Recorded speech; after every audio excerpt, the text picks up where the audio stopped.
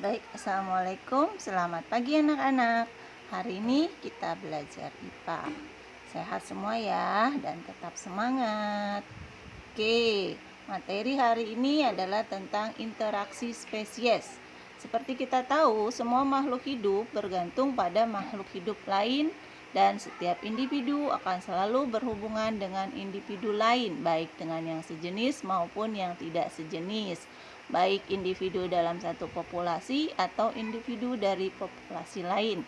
Jadi, karena makhluk hidup tidak dapat hidup sendiri di alam, maka saling berinteraksi ya. Nah, dalam interaksi spesies ini ada yang kita kenal dengan simbiosis. Kemudian ada predasi. Kemudian ada kompetisi dan ada alelopati. Nah, kita bahas satu persatu ya. Nah, apa itu simbiosis?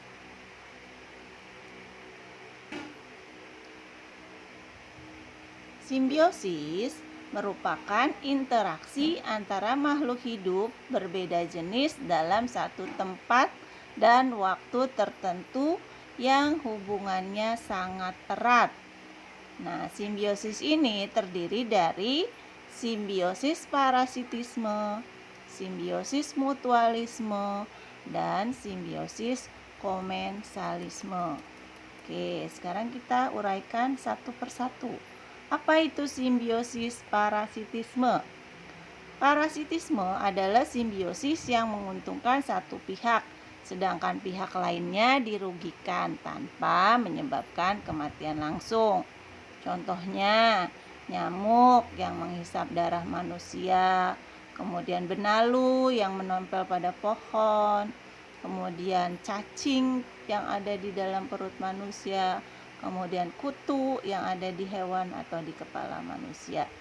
Nah, sedangkan simbiosis mutualisme adalah simbiosis dalam simbiosis dua makhluk hidup berbeda jenis yang saling menguntungkan.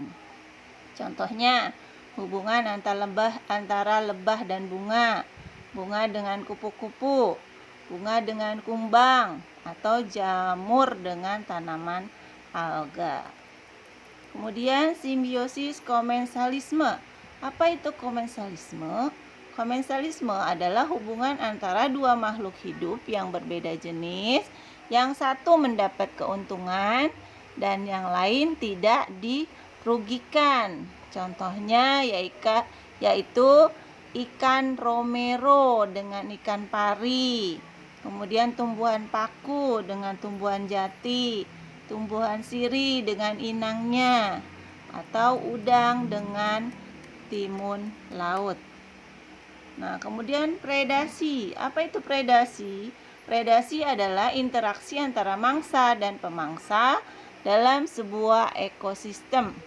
Interaksi ini menjaga keseimbangan jumlah pemangsa dan mangsa dalam sebuah ekosistem. Contohnya interaksi zebra dan singa di padang savana Afrika, kemudian kucing dengan tikus.